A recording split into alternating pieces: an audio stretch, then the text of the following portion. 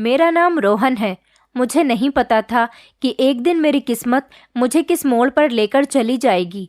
Dubai की रहने वाली औरतें 15 साल के नौकर रखकर उनको ज़्यादा सैलरी क्यों दिया करती थीं? इंडिया से भागकर एक कम उम्र का लड़का जो दुबई में नौकरी किया करता था, उसने आकर सब कुछ बता दिया। इस लड़के की कहानी सुनकर आपके भी होश उड़ जाएंगे। लोग हमेशा लड़कियों को अच्छे भाग्य का आशीर्वाद देते हैं। आखिरकार लड़कों को अच्छे भाग्य होने के आशीर्वाद क्यों नहीं दिए जाते? लड़कों को भी ज्यादा प्यार, सम्मान और आशीर्वाद की जरूरत होती है जितनी कि लड़कियों को होती है। बदसूरती का ताना अगर किसी लड़की के दिल को जख्मी कर सकता है, तो क्या कभी किसी ने ये सोचने की कोशिश की कि वही ताना लड़कों का भी दिल दुखा देता है? मैंने जब से जन्म लिया था, अपने हर तरफ गरीबी ही गरीबी देखी थी। घर में मेरे पिताजी अकेले ही कमाने वाले थे और बाकी लोग बैठकर खाने वाले। परेशानी तो ये थी कि मैं अपने पिताजी का इकलौता बेटा था और मेरी बाकी की 8 बहनें थीं और मैं सबसे बड़ा था। सारी बहनें मुझसे छोटी थीं और पूरी 8 बहनों का मैं इकलौता भाई था। कहते हैं कि घर का बड़ा बेटा घर का जिम्मेदार होता है और बेटा ही अपने पिता का सीना गर्व से चौड़ा कर जाता है। माता पिता सोचते हैं कि यही हमारा सहारा बनेगा, लेकिन मेरा हिसाब थोड़ा अलग था। मेरे घर में सब लोग बिल्कुल ठीक थे, खूबसूरती में, समझदारी में और हाइट हेल्थ में, मगर मैं ही ना जाने किस पर चला गया था। मेरी हाइट बचपन से ही बहुत छोटी रह गई थी, सेहत भी बहुत कम थी। मैं देखने में बिल्कुल 14-15 साल का बच्चा लगता था, हालांकि मेरी उम्र 25 साल होने वाली थी। लोग बचपन से ही मेरी सेहत और हाइट कम होने की वजह से मेरा मजाक बनाया करते थे। मेरी कम हाइट होने की वजह से सारे लोग मुझसे दूर भागते थे। कोई मेरा दोस्त भी नहीं था। मेरे परिवार में, मेरे ददिहाल में, मेरे ननिहाल में जितने भी मेरे कजिन्स थे, सब अच्छे, खूबसूरत, जवान और अच्छी हाइट हेल्थ के थे और सारी लड़कियां उन पर मरती थीं। मुझे तो कोई लड़की घास तक नहीं डालती थी। मैंने बहुत पढ़ाई की हुई थी, पढ़ लिख कर ही मैं कोई अच्छी नौकरी हासिल करने की कोशिश करता था, मगर ज़माने में अच्छा मकाम पाने के लिए भी अच्छा दिखने की ज़रूरत होती है। मगर ऐसा तो मेरे भाग्य में ही नहीं था। पढ़ लिख कर जब नौकरी हासिल करने निकला तो पता चला कि काबिलियत से ज़्यादा आपकी पर्सनैलिटी अच्छी होनी चाहिए, तभी लोग आपको पसंद करते हैं और नौकरी देते हैं। मैं एक जगह जॉब के लिए इंटरव्यू देने गया था, तो वहाँ पर पहले से ही 2-3 लड़के मौजूद थे। उनका ऊंचा लंबा कद था और देखने में स्मार्ट थे। उन लड़कों की पढ़ाई कुछ इतनी खास नहीं थी, मगर मेरे मुकाबले वो देखने में बहुत अच्छे थे। इसी बेस पर उन्हें रख लिया गया था। तंग आकर मैंने एक स्कूल में टीचर बनने के लिए सोचा, लेकिन मुझे क्या पता था कि यहाँ पर टीचर की जगह मॉडल रखे जाते हैं। जैसे ही मैंने इंटरव्यू देना शुरू किया तो वहाँ के प्रिंसिपल ने मेरी बहुत इंसल्ट की और कहने लगा, तुम तो खुद देखने में बच्चे से लगते हो, ऐसा लगता है जैसे 10वीं क्लास के स्टूडेंट हो। तुमसे बच्चे हैंडल नहीं हो पाएंगे, वो तुम्हें अपना टीचर नहीं बल्कि अपना क्लासमेट ही समझेंगे। उसकी बातें मेरे दिल को घायल कर गई थी। अगर मेरी हाइट कम थी तो क्या इसमें मेरा कसूर था? मेरा कद 4 फुट 10 इंच था, तो मेरी सेहत कहाँ से बनती? गरीब के घर 2 टाइम का खाना बन जाए, यही बहुत बड़ी बात है। वो दूध, अंडे, फल, सब्जियां, ऐसी चीज़ें कहाँ से लाएं? अपने इंसल्ट पर मुझे बहुत रोना आ रहा था। मैं अपनी फाइल में अपना मुंह छुपाकर वहाँ से बाहर निकल आया था और आकर बाहर सड़क के किनारे बैठ गया। सब लोग रास्ते से आ जा रहे थे, लेकिन किसी का ध्यान ज़्यादा मुझ पर नहीं जा रहा था। मैं वहाँ पर बैठकर रो रहा था और रो रो कर अपने दिल को हल्का करना चाहता था। मुझे भगवान से शिकायत होने लगी थी कि उसने मुझे ऐसा क्यों बनाया था। क्या हो जाता अगर वो भी मुझे दूसरे लोगों की तरह अच्छा, स्मार्ट और अच्छी हेल्थ हाइट वाला बना देता, तो मेरी ऐसे इंसल्ट तो नहीं होती। लोग मुझे कहीं भी किसी के भी सामने बेइज्जत कर दिया करते थे। मैं घर में जब अपना मुंह लटका कर जाता था और उनको ये पता चलता था कि मुझे नौकरी नहीं मिली, तो उनका मुंह लटक जाता था और उनकी आंखों में आंसू आ जाते थे, क्योंकि मेरे पिता भी अब बूढ़े हो रहे थे। उनका इकलौता सहारा मैं ही था। मैं अपनी शर्मिंदगी की वजह से अपने पिता से आंखें नहीं मिला पाता था। मैं सड़क के किनारे बैठा हुआ अपनी आंखों पर हाथ रखकर रो रहा था और अपनी किस्मत को बुरी तरह से कोस रहा था, जिसने मेरे भाग्य में सिर्फ आंसू ही लिख दिए थे। लोगों का कहना है कि मर्द रोता नहीं है, मगर लोगों को क्या पता कि मर्द को भी दर्द होता है। वो भी अपनी किस्मत के बुरा होने पर रोता है, लेकिन सबके सामने नहीं रोता। मैं भी छुप छुप कर रो रहा था ताकि मेरी इज्जत रह सके। मैं लोगों के सामने रोकर अपनी फिर से बेइज्जती करवाना नहीं चाहता था। अभी मैं वहां पर बैठा अपने आंसू पोंछ ही रहा था कि मैंने एक आदमी को अपनी तरफ आते हुए देखा। मेरे पास आकर उसने बड़े प्यार भरे शब्दों में पूछा। वो मेरे करीब आकर कहने लगा, क्या हुआ है बेटा, क्यों रो रहे हो? क्या स्कूल के टीचर ने तुम्हारी पिटाई लगाई है या फिर कोई और बात है? वो शायद मुझे स्कूल में पढ़ने वाला बच्चा समझ रहा था। ज्यादातर लोग मुझे बच्चा ही समझा करते थे क्योंकि मेरी हाइट हेल्थ ही ऐसी थी। उसके ऐसा बोलने पर मैं भड़क उठा था और गुस्से से कहने लगा, जी हाँ, मैं 9th क्लास में पढ़ता हूँ और स्कूल के एक टीचर ने मेरी पिटाई लगाई है क्योंकि मेरे पास फीस देने के लिए पैसे नहीं थे। ये बात थी, बस सुन लिया। मैंने अपनी फाइल उठाई और कदम बढ़ाते हुए आगे की तरफ चलने लगा। जो है वो मुझे बच्चा समझ लेता है। क्या मेरी शक्ल इतनी गई गुजरी है कि सब मुझे बच्चा समझ लेते हैं और जिसके जो मुंह में आता है वो कह देता है? ये आदमी मुझे ऐसा भी तो कह सकता था कि क्या हुआ भाई, क्यों परेशान बैठे हो? मैं तो गुस्से में वहां से उठकर चला जा रहा था। तभी अचानक उस आदमी ने मुझे आवाज लगाई और मेरे कदम रुक गए थे। उसने बात ही ऐसी कही थी कि मैं फौरन ही रुक गया था। उसने कहा था कि लो, मुझसे पैसे ले लो, तुम्हें कितने पैसों की जरूरत है, मैं दे देता हूँ। मैंने तो गुस्से में आकर कहा था कि मैं स्कूल में पढ़ने वाला स्टूडेंट हूँ, लेकिन वो तो मेरी बात को सच समझ बैठा था। अब शायद इंसानियत के नाते वो मेरी मदद करना चाह रहा था।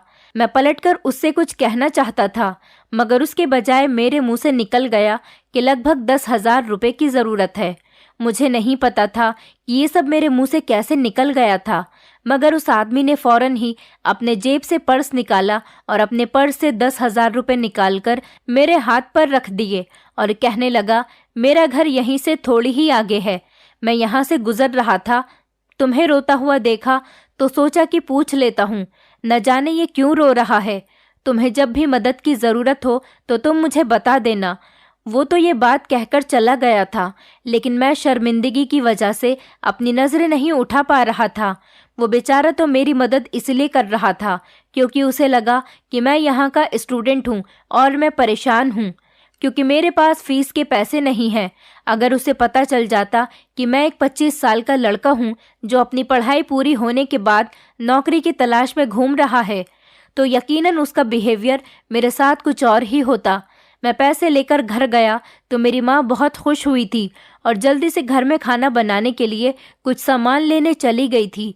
मुझे बड़ा बुरा सा फील हो रहा था कि मैंने किसी से गलत तरीके से मदद ली। अगले दिन फिर से वही आदमी मुझे दोबारा उसी रास्ते पर मिल गया था। उसे देखकर मेरा दिल करने लगा कि मैं उसे सच बता दूं, मगर सच जानने के बाद उसके बिहेवियर के बारे में सोचते हुए मैंने अपने इस इरादे को अपने दिल से निकाल दिया था। वो मुझे देखकर कहने लगा, लड़के, अगर तुम किसी नौकरी की तलाश में हो तो मैं तुम्हें नौकरी दिलवा सकता हूँ। मैं जानता हूँ तुम एक मजबूर लड़के हो और तुम्हें नौकरी की ज़रूरत है। मैंने चौंक कर उनकी तरफ देखा और हैरत से उनके करीब जाकर कहने लगा, इसका मतलब ये है कि आप जानते हो कि मैं इस स्कूल का स्टूडेंट नहीं हूँ। वो बड़ा हैरान होकर कहने लगा, हाँ, मुझे समझ आ गया था क्योंकि तुम्हारे कंधों पर स्कूल बैग नहीं था, बल्कि तुम्हारे हाथ में इंटरव्यू की फाइल थी। मैंने शॉक्ड होकर उनसे पूछा, सब कुछ जानते हुए भी आपने मेरी मदद क्यों की?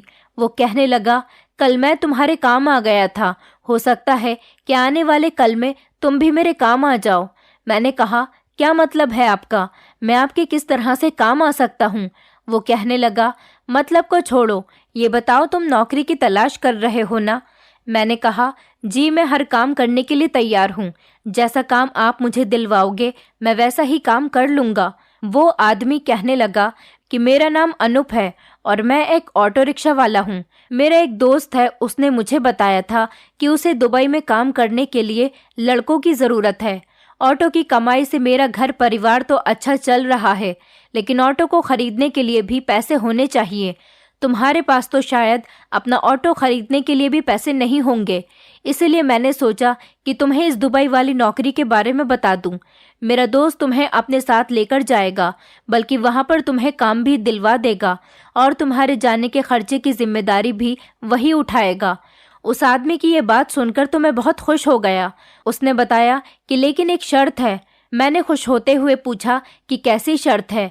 मैं अपने मन ही मन सोचने लगा कि कोई ऐसे बैठे बिठाए दुबई जाने का मौका मिल रहा हो तो कोई पागल ही हो सकता है जो इनकार करेगा। हिंदुस्तान में रहने वाले ज्यादातर लोग चाहते हैं कि वो विदेश में जाकर काम करें।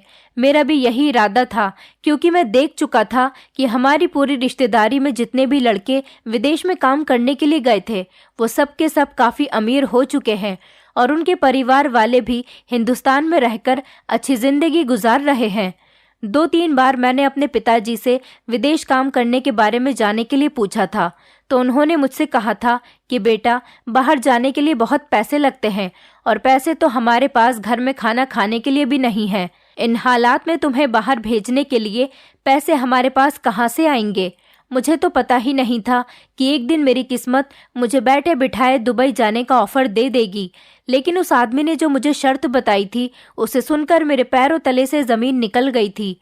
वो शर्त ही ऐसी थी कि उसे सुनकर मैंने फ़ौरन ही कह दिया था कि नहीं भैया, मैं ऐसी शर्त को कभी एक्सेप्ट नहीं कर सकता जो मेरे करने की ही ना हो। उस आदमी की शर्त ये थी कि मुझे अपनी पहचान छुपानी होगी। जब मैंने इस बात का मतलब पूछा तो वो कहने लगा कि तुम दुबई में जाकर अच्छी कमाई कर सकते हो, जिससे तुम्हारी ज़िंदगी बदलकर रह जाएगी और तुम्हारे घर के हालात भी बहुत अच्छे हो जाएंगे अगर तुम वहां जाकर अपनी उम्र 15 साल बताओ तो। लेकिन किसी को ये बात पता नहीं चले कि तुम्हारी उम्र 25 साल है और तुम एक मैच्योर लड़के हो, वरना तुम्हें वहां पर नौकरी नहीं मिलेगी। लेकिन अगर तुम खुद को 15 साल का लड़का बताओगे तो वहां तुम्हें एक ऐसी शानदार नौकरी मिलेगी जिससे तुम्हारे घर वाले भी ऐश की ज़िंदगी गुजारेंगे और तुम भी। वो ना जाने मेरे आगे ऐसी शर्त क्यों रख रहा था।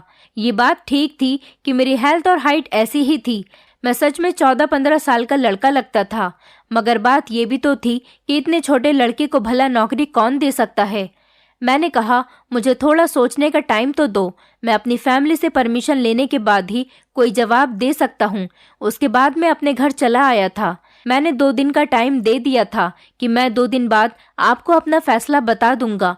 लेकिन यहाँ इंडिया में तो मेरा कोई फ्यूचर ही नहीं था।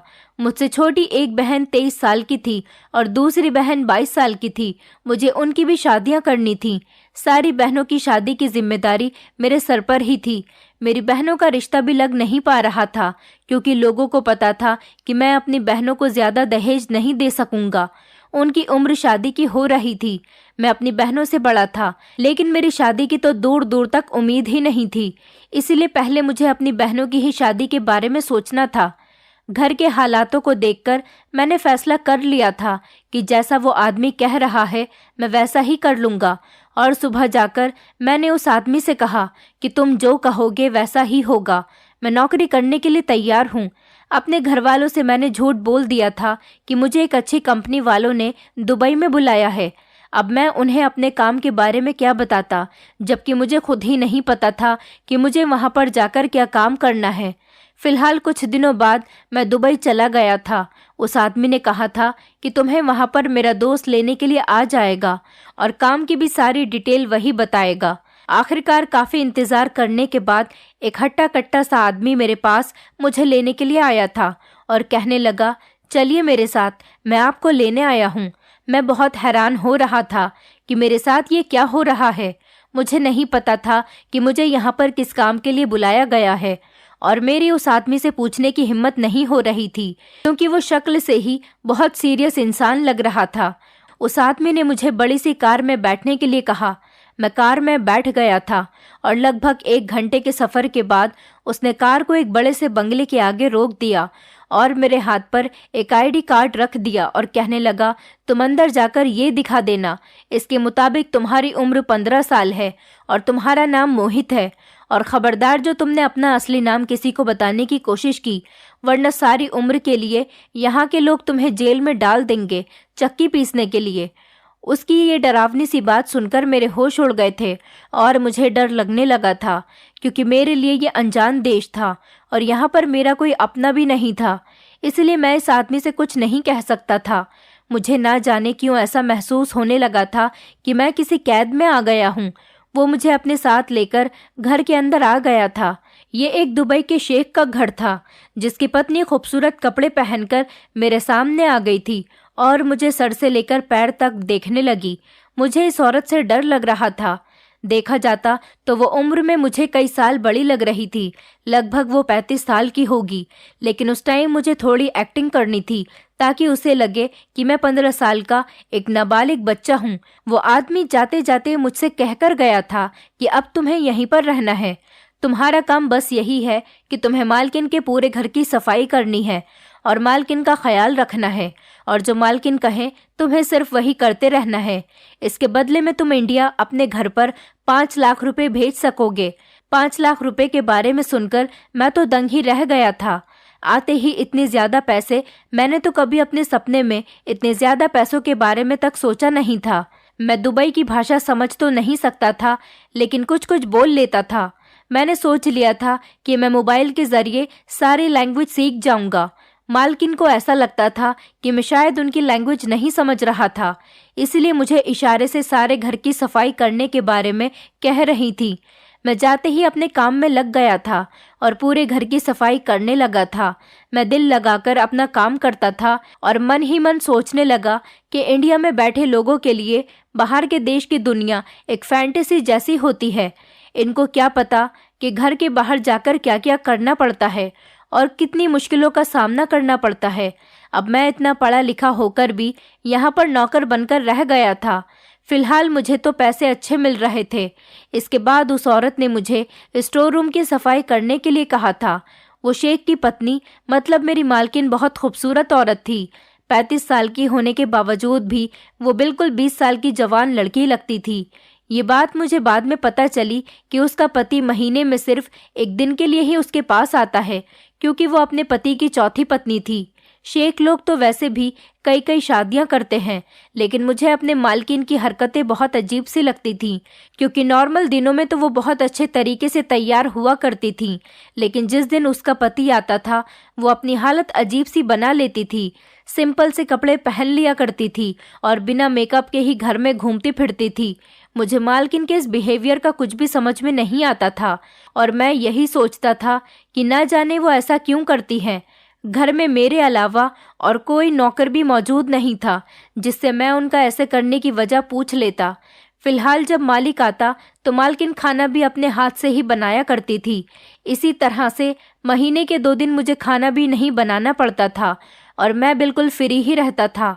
मालिक के सामने मालकिन मुझे काम भी कम बताती थी और मैं बाहर घूमने फिरने भी चला जाता था। तभी मेरी मुलाकात एक लड़के से हुई जिसका नाम सौरभ था। सौरभ 15 साल का लड़का था। वो बहुत भला और मासूम सा लड़का था जो मेरी तरह ही इंडिया से यहाँ दुबई काम करने के लिए आया था। उसी के थ्रू मुझे पता चला कि यहाँ का उसूल है कि यहाँ की औरतें सिर्फ 10 साल से लेकर 15 साल तक के लड़कों को ही काम पर रखती है। ऐसा क्यों था, इस बात का जवाब मुझे सौरभ नहीं दे सका था, क्योंकि जवाब उसके पास भी नहीं था। वो मेरा बहुत अच्छा दोस्त बन गया था और कभी कभी हम एक दूसरे से अपने दिल की बातें भी शेयर कर लिया करते थे। मेरी मालकिन तो मुझे बच्चा समझती थी, इसलिए वो मुझसे कभी कभी अपना सर और हाथ पैर भी दबवा लिया करती थी और कभी कभी तो कमर की मालिश भी करवा लेती थी। एक पराई औरत को छूते हुए मुझे बड़ी शर्म आती थी, मगर फिर मुझे अपनी पहचान के बारे में याद आ जाता था कि मैं कौन हूँ। मेरी पहचान तो यहाँ पर कुछ और है। अभी तक तो सब कुछ ठीक ही चल रहा था और मैं अपनी नौकरी से बहुत खुश और बेफिक्र था और अपने घर पर भी हर महीने पैसे भेजता रहता था। लेकिन कुछ दिनों बाद मुझे पता चला कि यहाँ पर कुछ तो गड़बड़ है, क्योंकि मालकिन कभी कभी मुझे एक सफ़ेद रंग का बैग देती है और कहती है कि जाओ ये बैग नीचे वाले फ्लैट नंबर 5 में जाकर दे आओ। मेरी मालकिन मुझे अपनी टूटी फूटी भाषा में बात समझा दिया करती थी और मैंने भी कभी ये जाहिर नहीं किया था कि मैं उनकी भाषा को समझ लेता हूँ।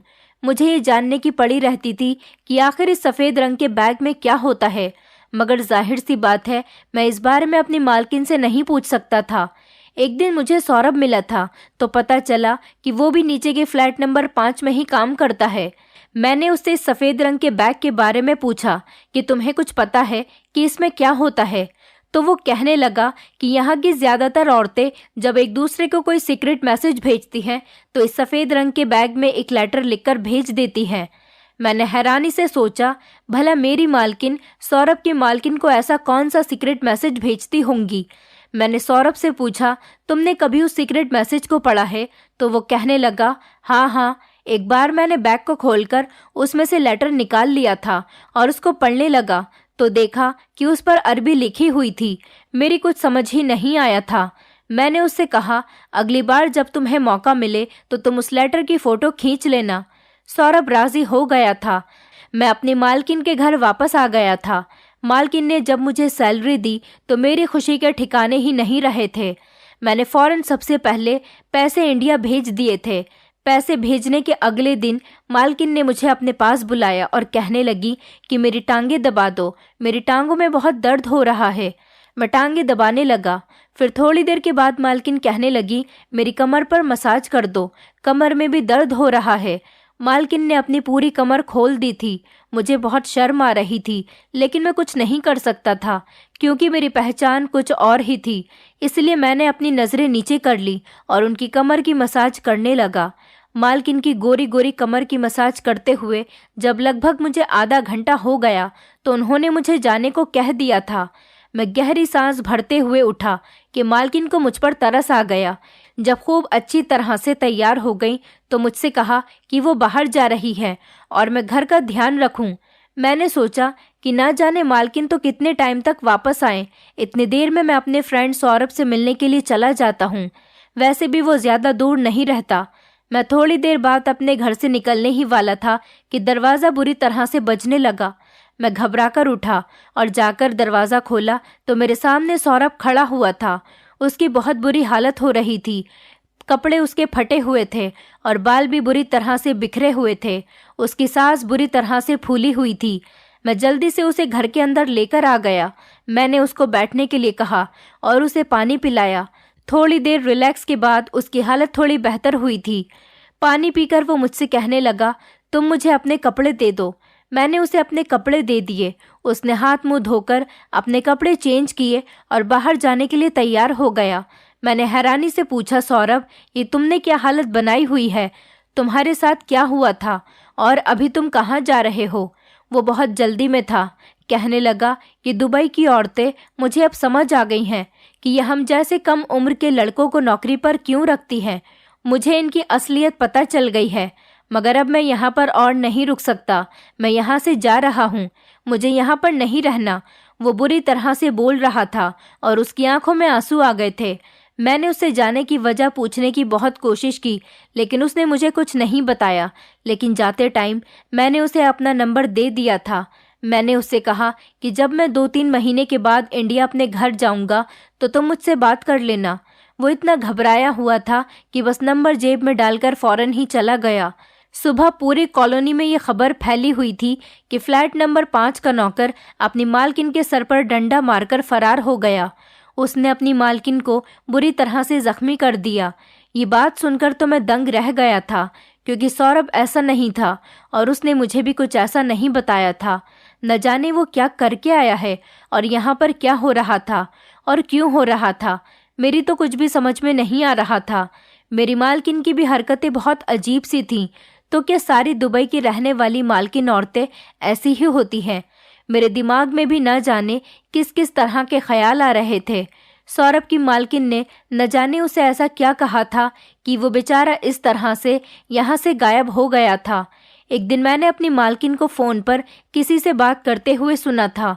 उनकी बातों से पता चल रहा था कि फ्लैट नंबर 5 में रहने वाली मालकिन को अब किसी नए नौकर की ज़रूरत है। शाम को जब साहब आ गए, मेरी किस्मत बुरी थी या कुछ और। साहब अपनी पत्नी को अपने साथ घुमाने के लिए कहीं दूर लेकर जाना चाहते थे। उनका ट्रिप लगभग 1 हफ्ते का था।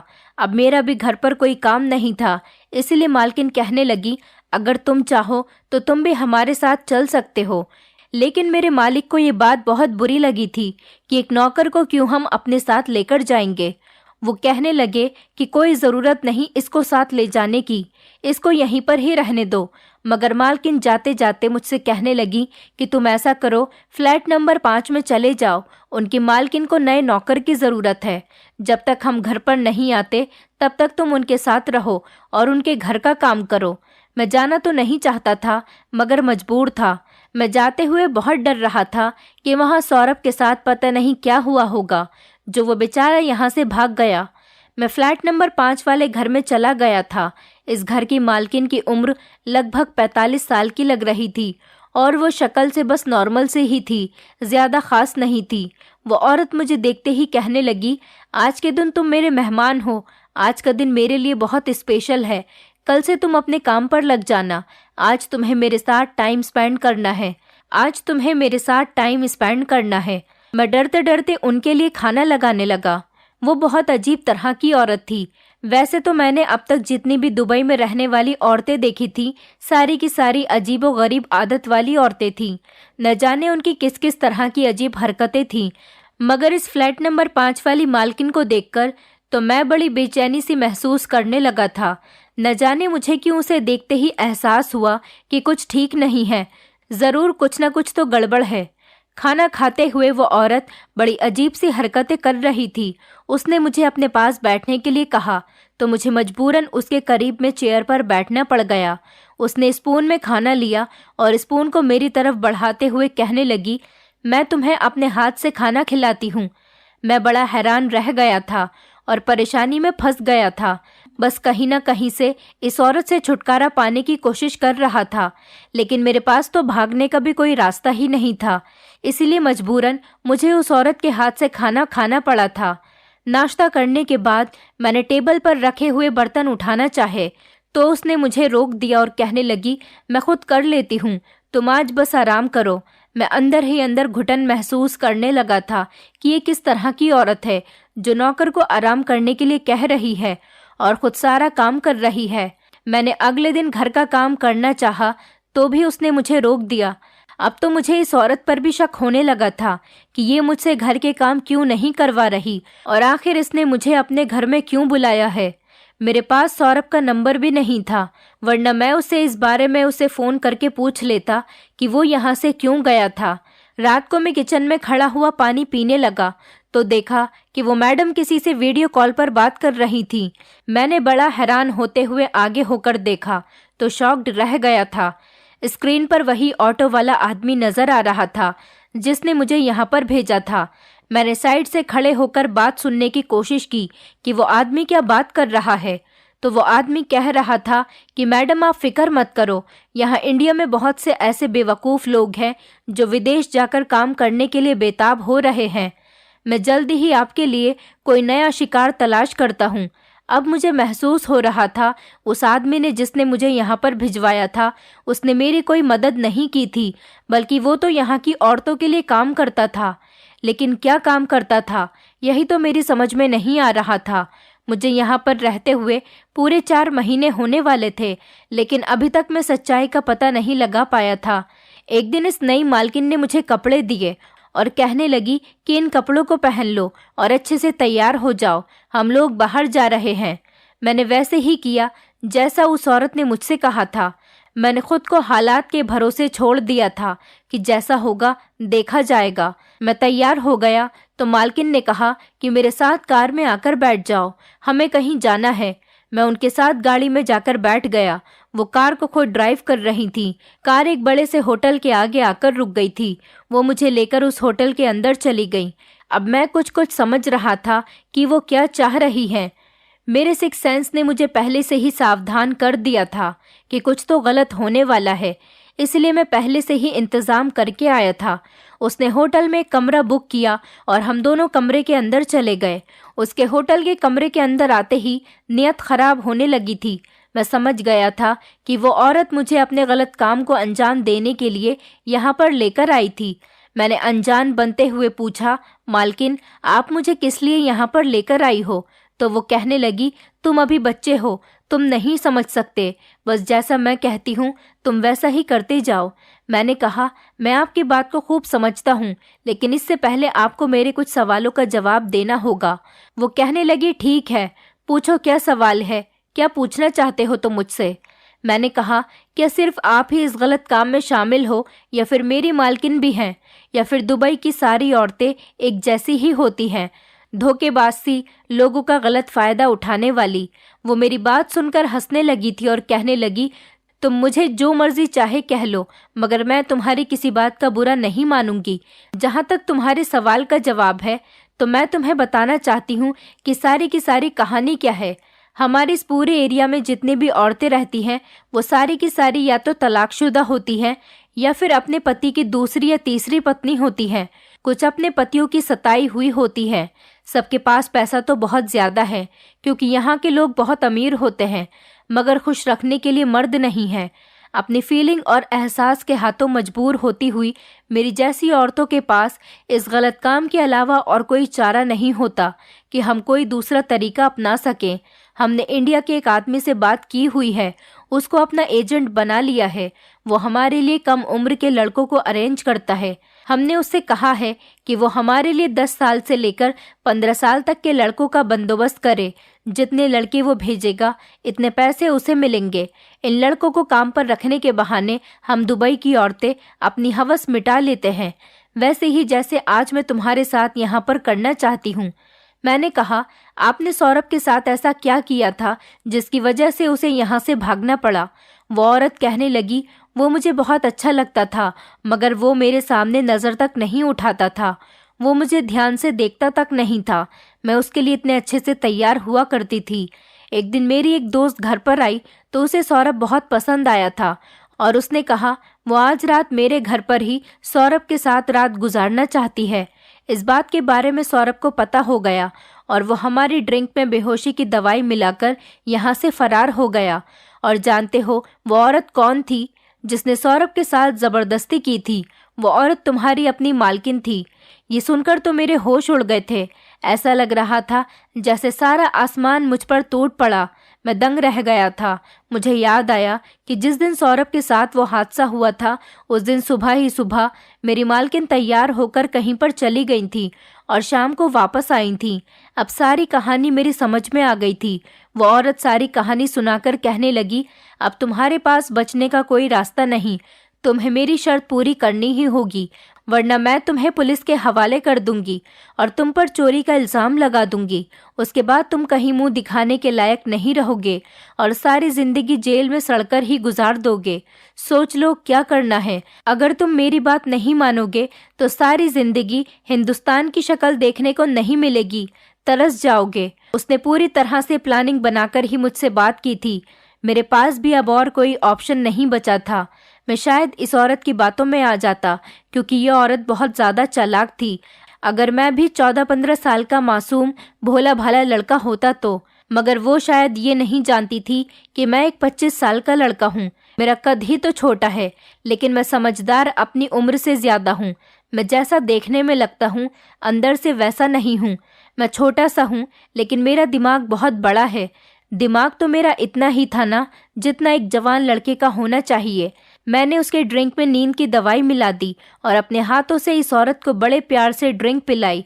थोड़ी देर के बाद ही वो औरत धीरे धीरे बेहोश होने लगी थी और वो पूरी तरह से सो गई थी। जब मुझे अपने प्लान के अगले हिस्से पर ध्यान देना था, मैंने अपनी असली मालकिन के पति को फ़ोन किया और उनको सारी सच्चाई के बारे में बता दिया।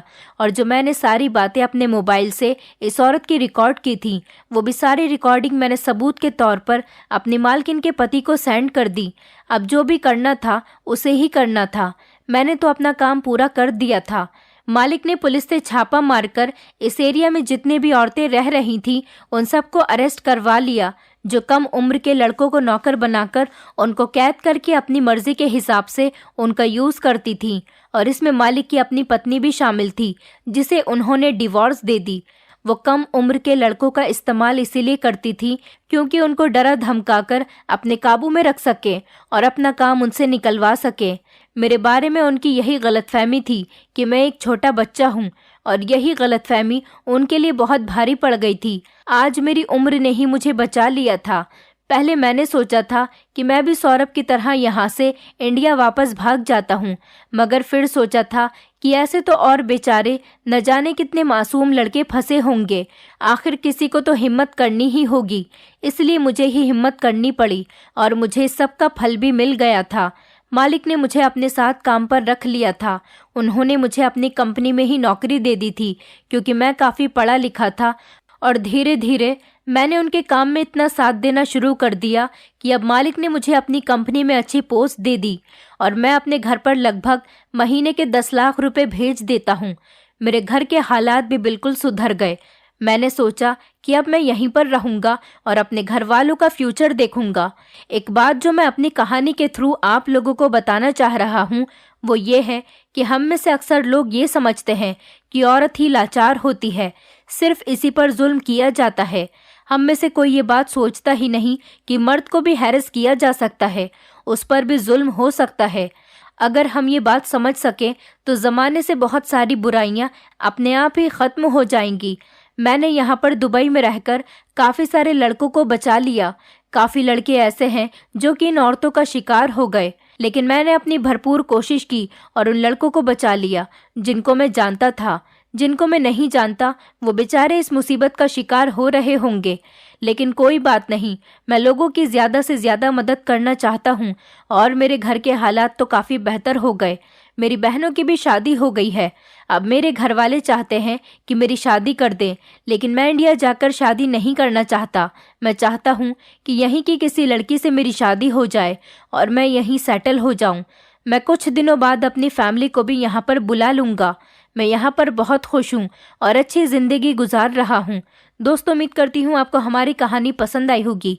कहानी पसंद आई है तो वीडियो को लाइक करें, चैनल पर नए हैं तो चैनल को सब्सक्राइब करें और हाँ, नोटिफिकेशन बेल को ज़रूर दबाएं ताकि अगली अपडेट सबसे पहले आपको मिले।